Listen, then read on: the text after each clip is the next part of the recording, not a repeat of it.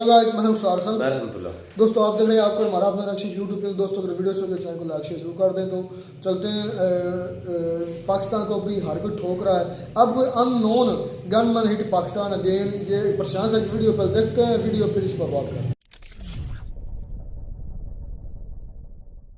नमस्कार and welcome you to study IQ. मैं हूं प्रशांत धवन। नाउ पाकिस्तान के सामने आज के समय बहुत सारे चैलेंजेस हैं।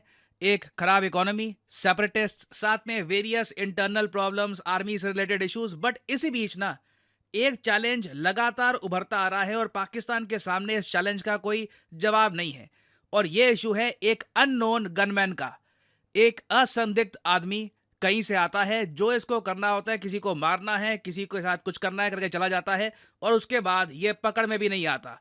रिसेंटली आपने देखा होगा, इससे रिलेटेड बहुत सारे आर्टिकल्स पब्लिश हुए हैं कि इंडियन प्रिजनर जो थे सरबजीत सिंह जी, इनके जो किलर थे, इन्हें गोली मार दी गई एक असंदिग्ध आदमी द्वारा। कहीं से ये अननोन गनमैन आया। और ये आप देखोगे पाकिस्तान में अननोन गनमैन से रिलेटेड पिछले 1-2 सालों में बहुत सी न्यूज आई है कि कहीं से कोई अननोन गनमैन आया, इसको मार के चला गया, इस आतंकवादी को मार के चला गया। और इस पर्टिकुलर केस में लाहौर में सरबजीत सिंह के किलर को मारा गया है। नाउ इस वीडियो में हम बात करेंगे कि सरबजीत सिंह कौन थे और साथ ही साथ हम ये भी डिस्कस करेंगे कि जब भी पाकिस्तान में जो ये अननोन गनमैन के केस सामने आते हैं तो पाकिस्तान की गवर्नमेंट और इवन वेस्टर्न मीडिया इंडिया को ब्लेम करते हैं। हालांकि रिसेंटली जब यूएस गवर्नमेंट से पूछा गया कि क्या इंडिया एक्स्ट्रा जुडिशियल किलिंग्स करवा रहा है पाकिस्तान में, तो उसके रिस्पांस में यूएस ने सिंपली ये कहा कि हम लोग इस इशू में पड़ना नहीं चाहते। तो सबसे पहले हम बात करते हैं सरबजीत सिंह थे कौन, उनको कैसे मारा गया था, और जो ये अननोन गनमैन वाली न्यूज है ये इंडिया में इतनी हेडलाइंस क्यों बना रही है।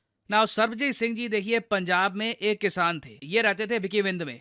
ये बहुत ही ज्यादा एक क्लोज एरिया है पाकिस्तान बॉर्डर के। मतलब ये ऐसा इलाका है जहां पे काफी बार किसानों को समझ नहीं आता कि कौन सा इलाका इंडिया में है, कौन सा पाकिस्तान में है।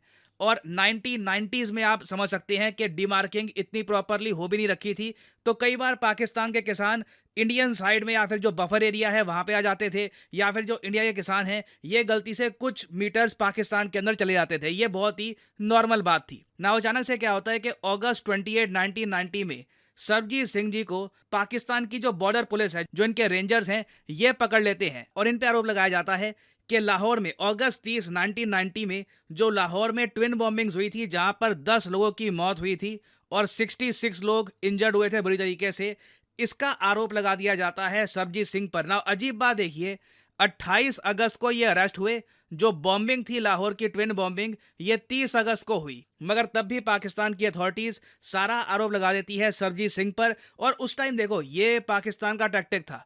जब पाकिस्तान में टेररिज्म बिल्कुल स्टार्ट हो रहा था ना 1990s में, तो काफी बार ये लोग ब्लेम डालने के लिए इंडिया के कोई किसान को पकड़ लेते थे। कहते थे कि जी इस किसान ने यहाँ पर ये जब प्लानिंग करी है, या फिर अगर कोई इंडिया का आदमी नहीं मिला तो बलूचिस्तान से कोई इनोसेंट आदमी पकड़ लिया और उस पर ब्लेम डाल दिया कि ये आदमी ये सब कर रहा है। जबकि आज के समय पाकिस्तान में अब ये बात क्लियर हो चुकी है कि प्रॉपर ग्रुप्स हैं, प्रॉपर संगठन है जो पाकिस्तान की गवर्नमेंट को ओवरथ्रो करना चाहते हैं। बट उस टाइम पाकिस्तानी अथॉरिटीज का ये टैक्टिक होता था ब्लेम शिफ्ट करने का।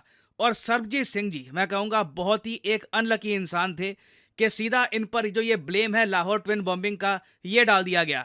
अब आप एक मिनट के लिए सोच कर देखो कि सरबजीत सिंह के परिवार पे क्या बीती होगी। अचानक से उनका घर का सदस्य जो खेतों में घूम रहा था गायब हो जाता है। फिर कई महीनों बाद, 9-10 महीनों बाद, वो चिट्ठी लिखता है और वो ये कहता है कि मैं पाकिस्तान में हूं। अगेन उस वक्त मीडिया इतना फास्ट था नहीं, इंटरनेट था नहीं, तो जो इन्फॉर्मेशन है ये स्लोली पहुंचती थी। तो वो चिट्ठी लिखते हैं सरबजीत सिंह जी अपने फैमिली को और कहते हैं कि मुझ पर आतंकवाद का आरोप लगा दिया गया है पाकिस्तान में। आप सोचकर देखिए कितना ट्रोमैटिक रहा होगा इस पूरी फैमिली के लिए। और उस वक्त देखिए सरबजीत सिंह की जो बहन थी दलबीर कौर, इन्होंने इंडियन प्राइम मिनिस्टर, उस वक्त के Indian prime minister Narasimha Rao साहब को अप्रोच किया और कहा कि हेल्प करिए। नरसिम्हा राव साहब ने कहा कि जो हम कर सकेंगे करेंगे। मगर 10 साल तक ट्रायल चला सरबजीत सिंह का और दिसंबर 2001 में लाहौर हाई कोर्ट ने रिजेक्ट कर दी सरबजीत सिंह की प्ली। दुनिया भर के एनजीओज ने पाकिस्तान की सरकार को गुहार लगाई कि यह आदमी बेकसूर है, एक फार्मर है, बस गलती से पाकिस्तान की तरफ चला गया था। मगर पाकिस्तान की कोर्ट्स ने बिल्कुल भी सरबजीत सिंह की तरफ कोई भी मर्जी नहीं दिखाई। और अगस्त 2005 में पाकिस्तान के सुप्रीम कोर्ट ने भी सरबजीत सिंह की अपील रिजेक्ट कर दी और बाय द वे इनको सजा दे दी गई थी फांसी की। और फिर देखिए इंडियन प्राइम मिनिस्टर को 2008 में डायरेक्टली कॉल करना पड़ा उस वक्त के पाकिस्तान के डिक्टेटर प्रेसिडेंट मुशर्रफ को। उस वक्त इंडिया के पीएम थे मनमोहन सिंह जी, पाकिस्तान में मुशर्रफ पावर में थे। तो मनमोहन सिंह जी ने डायरेक्टली कॉल करी मुशर्रफ को और ये कहा कि देखिए गलत हो रहा है, इनको फांसी मत दीजिए, और फांसी सरबजीत सिंह की रोक दी गई थी। उसके बाद देखिए सरबजीत सिंह को एक नए लॉयर मिले और मर्सी पिटीशन फाइल करी गई। एक बार को पाकिस्तान के जो होम मिनिस्टर थे उस टाइम, रहमान मलिक, इन्होंने ये भी कह दिया था कि पॉसिबिलिटी है कि इंडिया वापस जा सकते हैं सरबजीत सिंह, इतनी अंडरस्टैंडिंग डेवलप हो रही है। इंडिया में भी एक दो पाकिस्तानी प्रिजनर्स को रिहा किया गया था, माहौल दोनों कंट्रीज के बीच में अच्छा बन रहा था। बट अचानक से, ये सब 2012 में हो रहा है, बट अचानक से 2013 में ये न्यूज आती है कि सरबजीत सिंह को कुछ लोगों ने जेल में असॉल्ट किया, उनको ईंटों से, प्लेट से मारा गया और फिर वो कोमा में चले जाते हैं और फिर कुछ ही हफ्तों बाद उनकी मृत्यु हो जाती है लाहौर के जिन्ना हॉस्पिटल में। ये इंडिया के लिए काफी ट्रॉमेटिक था। जब सरबजीत सिंह की बॉडी इंडिया में लाई गई तब पंजाब की सरकार ने 3 दिन तक ऑफिशियली शोक जताया था। देयर वाज अ 3-डे मॉर्निंग। और ना सिर्फ पंजाब में तो खैर शोक 3 दिन तक चला, बट पूरे इंडिया में ही ना लोग सरबजीत के साथ जो हुआ था इसको लेकर बहुत ज्यादा खराब फील कर रहे थे, क्योंकि लोगों को पता था he was an innocent man, इनको पाकिस्तान में फंसाया गया था। और सरबजीत सिंह की लाइफ पर एक मूवी भी बनी थी। यहाँ पे आप देख पाओगे इस मूवी के पोस्टर्स। ऐश्वर्या राय को रोल मिला था सरबजीत सिंह की बहन का, और रणदीप हुडा ने प्ले किया था सरबजीत सिंह का रोल। और सिंस मैं यहाँ पे रणदीप हुडा की बात कर रहा हूँ तो ये भी ऐड कर देता हूँ, इन्होंने रिसेंटली इस इशू पर ट्वीट भी करी और ये कहा कि थैंक यू अननोन मैन। ना इसका भी रीजन है क्योंकि देखो सरबजीत सिंह को जिस आदमी ने मारने की मेन प्लानिंग करी थी, मेन जो रिस्पॉन्सिबल था सरबजीत सिंह की डेथ के लिए, वो था आमिर सरफराज। इसे ही रिसेंटली अननोन लोगों ने मारा है। और यहाँ पे रणदीप हुडा जिन्होंने खुद रोल प्ले किया था सरबजीत सिंह का, ये कह रहे हैं कि finally karma has been served. जो बहन थी दलबीर कौर, उनको ये याद कर रहे हैं क्योंकि जो सरबजीत सिंह की जो बहन थी, इनकी डेथ हो गई थी 2022 में। तो अब यहाँ पे आप समझ गए होंगे कि आमिर सरफराज से जो अननोन मैन है, इन्होंने 11 साल बाद बदला लिया है ना। 11 साल आप इमेजिन कर सकते हैं। और इंटरेस्टिंगली ये कोई ऐसा नहीं है कि छोटा सा आदमी था और सरबजीत से नफरत करता था, ये बहुत बड़ा गैंगस्टर था पाकिस्तान का। सरबजीत सिंह को बिल्कुल खराब एक जगह पे रखते रहे पाकिस्तान की जेल में, बहुत खराब कंडीशंस में, जबकि ये आदमी एसी कमरे में बैठता रहा। इसको टीवी की फैसिलिटी वगैरह, करप्शन की वजह से सारी फैसिलिटीज इसको जेल में मिल रही थी। मगर तब भी जब इसको पता लगा कि सरबजीत सिंह छूट सकते हैं बहुत ही जल्द और ये इंडिया वापस लौट सकते हैं, तो आमिर सरफराज और इसके लोगों ने बुरी तरीके से सरबजीत को मारा। जो रिपोर्ट्स बाद में सामने आई उसमें यही पता लगा कि सरबजीत सिंह के जो इंटरनल ऑर्गन्स थे ये भी मिसिंग थे। तो फाइनली यही बोलना पड़ेगा, कर्मा बहुत ही बुरी तरीके से इन्होंने एक इनोसेंट आदमी को मारा। अब फाइनली उसका रिएक्शन इस आदमी ने फेस किया है। और इस टॉपिक पे जब भी हम बात करते हैं ना, तो हमें यह भी इशू रेस करना पड़ेगा कि आज भी 184 इंडियन फिशरमैन हैं जो पाकिस्तान की जेलों में हैं। कईयों की जेल टर्म खत्म हो चुकी है मगर आज भी वो पाकिस्तान की जेल में है। उसके अलावा इंडिया ने रिक्वेस्ट किया है consular access to 12 Indian prisoners, Indian civilians जो पाकिस्तान की जेलों में हैं। तो देखिए इन लोगों को भी इंडिया में हमें वापस लाने की आवश्यकता है। उम्मीद ये है कि जो सरबजीत सिंह के साथ हुआ था ये इन द फ्यूचर किसी भी इंडियन नेशनल के साथ नहीं होगा। और जो लोग अनफॉर्चुनेटली आज के समय पाकिस्तान में फंसे हुए हैं, इनकी जेलों में हैं, ये होपफुली एक दिन वापस इंडिया आ पाएंगे। और फाइनली यहाँ पे मैं आपसे एक क्वेश्चन ही पूछूंगा। क्वेश्चन ये है कि हाल ही में किस कंट्री ने सक्सेसफुली टेस्ट फायर किया है अंगारा A5 स्पेस रॉकेट को for the first time on April 11, 2024? ये है यहाँ पे आपकी ऑप्शंस, चाइना, इंडिया, रशिया या फिर पाकिस्तान। कमेंट सेक्शन में करिए उत्तर। जो लोग सही आंसर देंगे उनकी कमेंट को मैं हार्ट दे दूंगा ताकि बाकी लोग समझ पाएं कि सही उत्तर क्या है। और हाँ, आप लोगों के लिए एक इंपॉर्टेंट जानकारी, आज आखिरी दिन है स्टडी IQ की UPSC कोर्स सेल का। तो ये दोस्तों वीडियो होगी ख़त्म। तो बिल्कुल एक सिलसिला चला हुआ है जो कि पाकिस्तान की बैंड बजा रहा है हर लिहाज से, चाहे वो BLA हो, चाहे वो TTP हो, चाहे वो अननोन गनमैन हो, अननोन किलर हो, या जो भी हो, वो पाकिस्तान की बजाए जा रहे हैं वन बाय वन, ऐड तड़के लगाकर। साथ में साज भी बजाते हैं, कभी BLA ठोक कर बजा कर चला जाता है, कभी TTP ठोक बजा कर चले जाती है, कभी अननोन गनमैन। पाकिस्तान का क्राइसिस बढ़ते ही चले जा रहे हैं।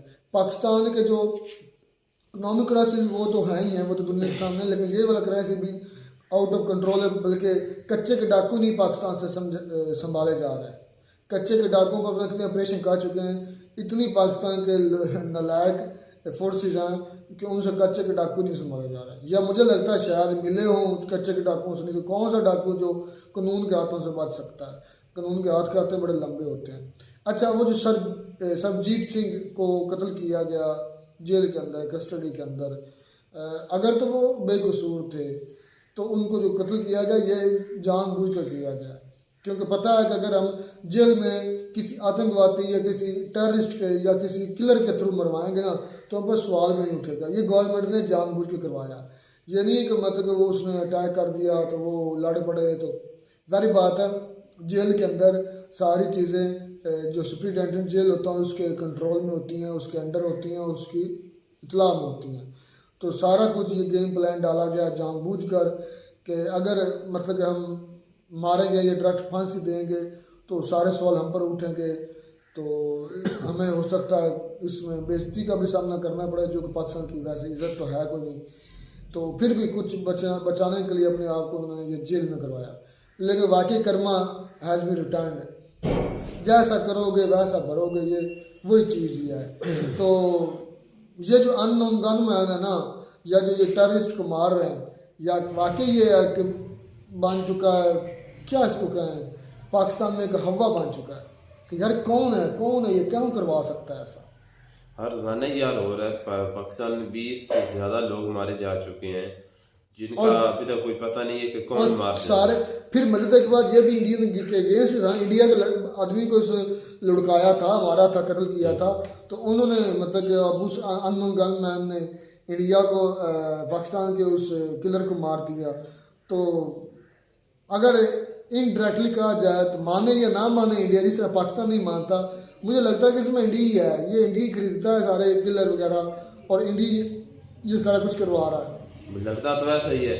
और कंट्री ने या किसी को क्या रोल था भी इंडियन ही, तो इंडियन साइड और किलर भी इंडियन बशिंदे का था, इंडियन सिटीजन का था, इसलिए उसने उनको मरवा दिया। अब इंडिया इनकार करता रहा, सबूत तो है कोई, हवाई बातें ही है, लेकिन कुछ चीज़ें अकल में आती हैं, कुछ चीज़ें अकल में नहीं आती। अब ये चीज़ें अकल में आने वाली भी हैं कि सिर्फ वही आदमी क्यों मारे जा रहे जो इंडिया के अगेंस्ट है। सोचने वाली बात ये है। अच्छा, दूसरी बात ये है कि अगर देखें कि उस पर कोई मतलब कि झूठा आरोप लगाया गया, वाकई वो किसी बम ब्लास्ट में कहीं वो बता दी प्रशांत है कि 8 को उनको पकड़ा है और 10 को 2 दिन बाद ब्लास्ट हुआ है। अगर वो इस चीज में मुलव्वस होता तो फिर पहले किस बिना पर उन्होंने किया था। वो तो खुद कह रहा है कि ब्लास्ट के जो 2 दिन में उसको इसलिए पकड़ा गया था। मतलब हो सकता है उसमें मुलव्वस हो, उनकी पाकिस्तानी की ये एक राय है। लेकिन सोचने वाली बात यह कि वो पकड़ा गया था, उसमें मुलव्वस था, तो वो प्लान तो मतलब कैंसिल हो जाना चाहिए था।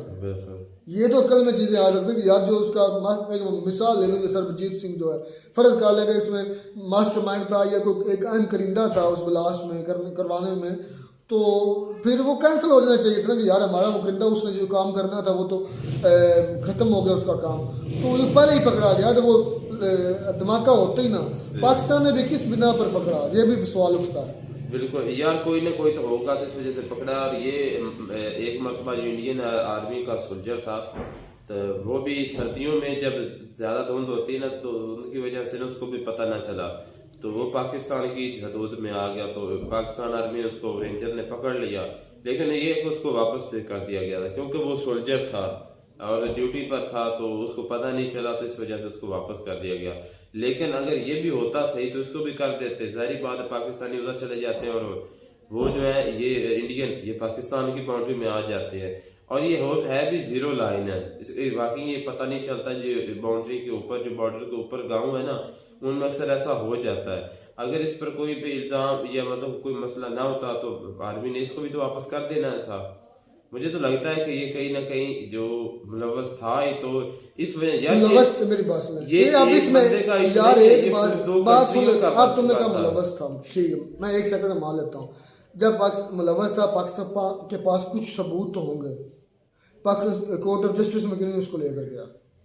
इंटरनेशनल कोर्ट ऑफ जस्टिस है ना, उसमें पाकिस्तान क्यों नहीं लेकर गया? सबूत देता यार ये इंडिया का बंदा है, ये इसके सबूत हैं, ये पाकिस्तान के खिलाफ साजिश करना चाहता था या कर रहा था, ये सबूत है। इस बिना पर इंडिया को ब्लैक लिस्ट में डालो, ये फैक्टर में लेकर जाता, कहीं गुहार करता, क्यों एप्लीकेशन दी? कहीं भी पता नहीं, खुद ही क्योंकि सबूत नहीं थे। यो जिस तरह प्रशांत अगर मैं भी ये मानता हूँ कि जब तक पाकिस्तान में शुरुआत, ये 90s में ये बम ब्लास्ट, मुझे आज भी याद है, 2005 की बात है, मेरे ख्याल में 5th क्लास के या शायद किसी क्लास के पेपर थे, 2004 या 5 है, हाँ इसी। तो 5th क्लास के सालाना पेपर, उसको 5वीं क्लास का बोर्ड बनता था, मतलब हमारे स्कूल में पेपर नहीं होते थे, दूसरे स्कूलों में एक बकायदा मुनज़्ज़म बोर्ड हुआ करता था। 2000 यार, अब मुझे एग्जैक्ट सन याद नहीं यार। उस वक्त हमारा फाइनल पेपर था, लास्ट 2 पेपर, एक दिन में 2 पेपर हुआ करते थे, तो लास्ट 2 पेपर थे, आखिरी दिन था, तो उस दिन धमाके हुए। उधर से फिर ये सिलसिला चला हुआ है। उस दिन हमें पता, पहली मरतबा हमें पता चला था कि बॉम्बिंग भी होती है, ब्लास्ट भी होते हैं। तो ये 90s का दौर, जब शुरुआत में पाकिस्तान को समझ नहीं लग रही थी कि ये BLA TTP या इस तरह की तंजीमें हैं, तो उस वक्त पाकिस्तान वाकई ऐसे इल्ज़ाम लगा देता था अपनी इमेज को अच्छा रखने के लिए कि ये पाकिस्तान करवा रही है, ये कौन करवा रहा है, क्योंकि पाकिस्तान को पता तो चलता नहीं था। अब जाकर पता चला कि ये BLA TTP या जैश उल अदल, जैश मोहम्मद, ये लश्कर तैयबा, इस तरह की तंजीमें, हालांकि ये बनाई खुद पाकिस्तान नहीं है, लेकिन आज पता चला है। तो हो सकता है कि ये भी ऐसा ही फेक सही हो। मुझे लगता है ये फेक ही है, क्योंकि कुछ चीज़ें ऐसी हैं, एक तो धमाके बाद में होना, फिर पाकिस्तान के पास सबूत है, Pakistan international court of justice में क्यों नहीं गया, या फैटम में क्यों नहीं लेकर गया, इंडिया पर पाबंदियाँ क्यों नहीं लगवाई, क्या वजह है। मिलता है नई वीडियो में। नाटक साहब, गॉड ब्लेस यू।